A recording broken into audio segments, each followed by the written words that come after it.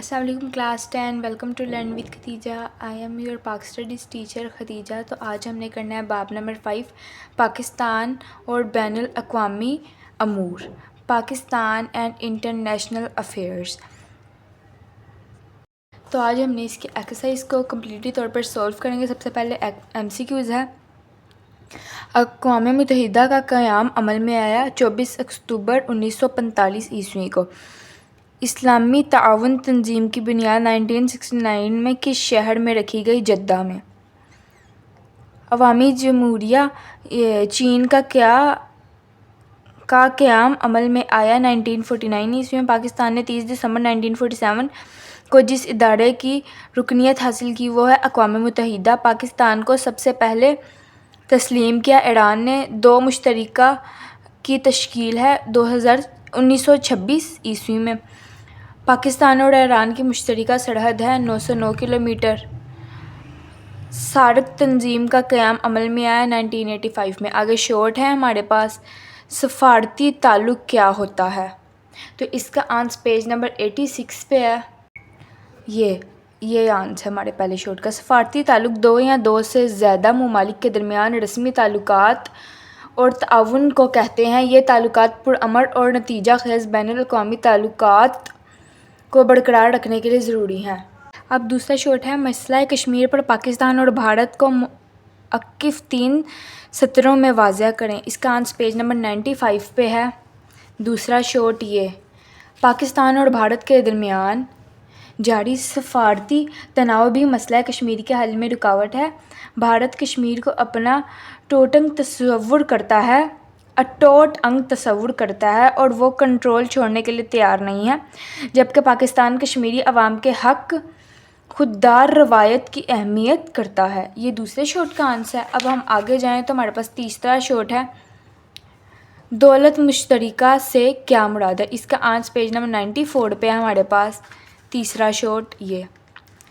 دولت مشترکہ 56 ممالک کے ایک رضا کارانہ تنظیم ہے. پاکستان اس کا رکن ہے. یہ برطانوی سلطنت سے تاریخی تعلقات رکھنے والی اقوام کا ایک گروپ ہے جو 1926 میں تشکیل دیا. پاکستان نے 1972 میں دولت مشترکہ سے علیحدگی اختیار کر لی، لیکن 1989 میں دوبارہ اس تنظیم میں شمولیت اختیار کر لی. پاکستان اور برطانیہ، کینیڈا اور آسٹریلیا سمیت دولت مشترکہ کے متعدد ممالک کے ساتھ سفارتی، سیاسی، ثقافتی اور اقتصادی تعلقات ہیں. یہ ہمارے پاس شارٹ نمبر 3 کا آنسر ہے. آگے شارٹ نمبر 4 ہے. خارجہ پالیسی کی تعریف کریں. اس کا آنسر ہمارے پاس پیج نمبر 84 پہ ہے. پیج نمبر 84 پہ شارٹ یہ چوتھا. خارجہ پالیسی سے مراد کسی ملک کی دوسری ممالک کے ساتھ تعلقات کی حکمت عملی ہے. اس سے مراد وہ رویہ ہے جس کے تحت کوئی ملک اپنے مفادات کے تحفظ کی خاطر دیگر ریاستوں کے ساتھ تعلقات قائم کرتا ہے. یہ شارٹ نمبر 4 کا آنسر ہے. اب شارٹ نمبر 5 ہے ہمارے پاس. پاکستان کو بڑی اور بحری ریاستیں کیوں اہم ہیں؟ اس کا آنسر پیج نمبر 86 پہ ہے. اوپر یہ ہمارے پاس پاکستان کے زمینی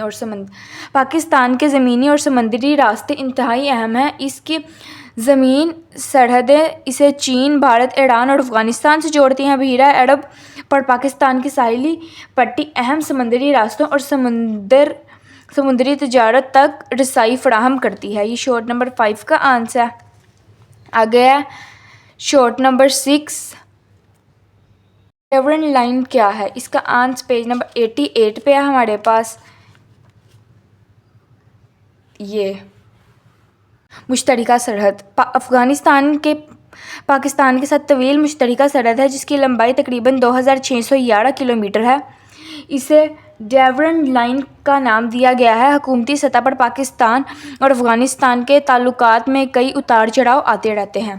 اب شارٹ نمبر 7 ہے. ایران کا مختصر تعارف بیان کریں. اس کا آنسر پیج نمبر 88 پہ ہے. کیا آپ جانتے ہیں؟ Yellow box. اسلامی جمہوریہ ایران کا سرکاری مذہب اسلام اور قومی زبان فارسی ہے. اس کی کرنسی ایرانی ریال کہتے ہیں. ایران کا دارالحکومت تہران ہے. یہ دنیا کی قدیم ترین تہذیبوں میں سے ایک ہے۔ تیل کی عظیم ذخائر کی بدولت اس کو بین الاقوامی سیاست میں اہم مقام حاصل ہے۔ یہ شارٹ نمبر 7 کا آنسر ہے۔ اب شارٹ نمبر 8 ہے، اقتصادی تعاون کی تنظیم کے رکن ممالک کے نام لکھیں۔ اس کا آنسر پیج نمبر 94 پہ ہے اوپر، یہ یلو باکس۔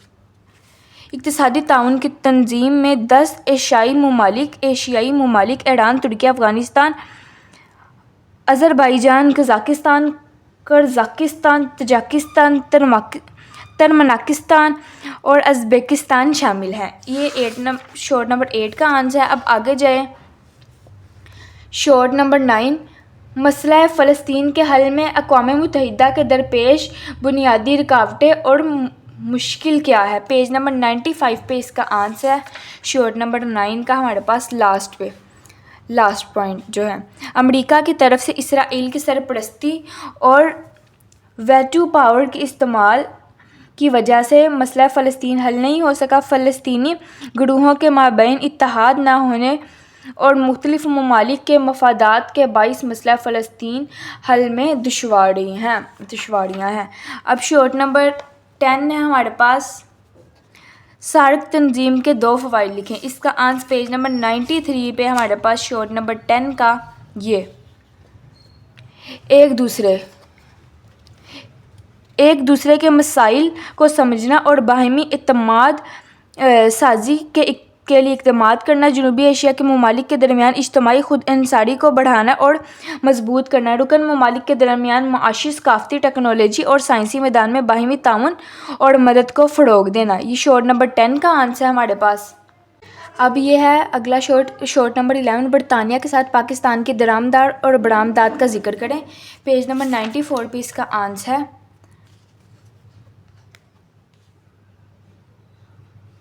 یہ برطانیہ پاکستان کے سالانہ تقریباً $3 ارب سے زائد مالیت کی ٹیکسٹائل، گارمنٹس، کھیلوں کا سامان، سرجیکل آلات، آم، چاول اور چمڑا درآمد کرتا ہے۔ دوسری طرف پاکستان بھی برطانیہ سے مشیزی، کیمیکلز، فارماسیوٹیکل مصنوعات اور تعلیم و پیش ورانہ خدمات درآمد کرتا ہے۔ شارٹ نمبر 11 کا یہ آنسر ہے۔ اب اگلا شارٹ ہے، سلامتی کونسل میں ویٹو سے کیا مراد ہے؟ اس کا شارٹ پیج نمبر 91 پہ ہے ہمارے پاس۔ 12واں شارٹ، سلامتی کونسل کے کل ارکان کی تعداد 15 ہے۔ ان میں سے 5 مستقل ارکان امریکہ، روس، برطانیہ، فرانس اور عوامی جمہوریہ چین ہیں۔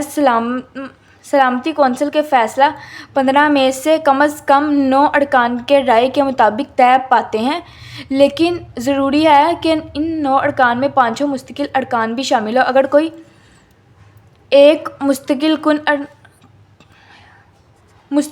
رکن منفی رائے دے دو تو معاملہ طے نہیں پاتا۔ مستقل ارکان کی اختیار کو ویٹو کا نام دیا گیا ہے۔ اب شارٹ نمبر ہمارے پاس 13 ہے، سارک ممالک کے نام لکھیں۔ اس کا آنسر پیج نمبر 93 پہ ہے، یہ یہاں پر شارٹ نمبر 10 کے یہاں پر۔ اس تنظیم میں 8 ممالک پاکستان، بھارت، بنگلہ دیش، سری لنکا، نیپال، مالدیپ، بھوٹان اور افغانستان شامل ہیں۔ یہ شارٹ نمبر 13 کا آنسر ہے۔ اب ہمارے پاس شارٹ نمبر 14 ہے، اقوام متحدہ کے ادارے کے قیام کے مقاصد واضح کریں۔ پیج نمبر 90 پہ اس کا آنسر ہے یہ اقوام متحدہ کی اہمیت۔ اقوام متحدہ کا ادارہ بہت اہمیت کا حامل ہے۔ یہ امن و سلامتی، ترقی اور انسانی حقوق کی حفاظت کے لیے کام کرتا ہے۔ یہ دنیا میں تنازعات کی روک تھام اور امن قائم کرنے کے لیے کوشش کرتا ہے۔ اقوام متحدہ کا ادارہ بیماریوں کی روک تھام کے لیے کام کرتا ہے۔ آگے لاسٹ شارٹ ہے ہمارے پاس، پاکستان میں اقوام متحدہ کے ماتحت امن فوج کی حیثیت سے رکن کن ریاستوں میں فرائض انجام دیے۔ پیج نمبر 92 پہ ہمارے پاس لاسٹ شارٹ کا آنسر ہے، پاکستانی افواج نے خلیجی ریاستوں بونیسا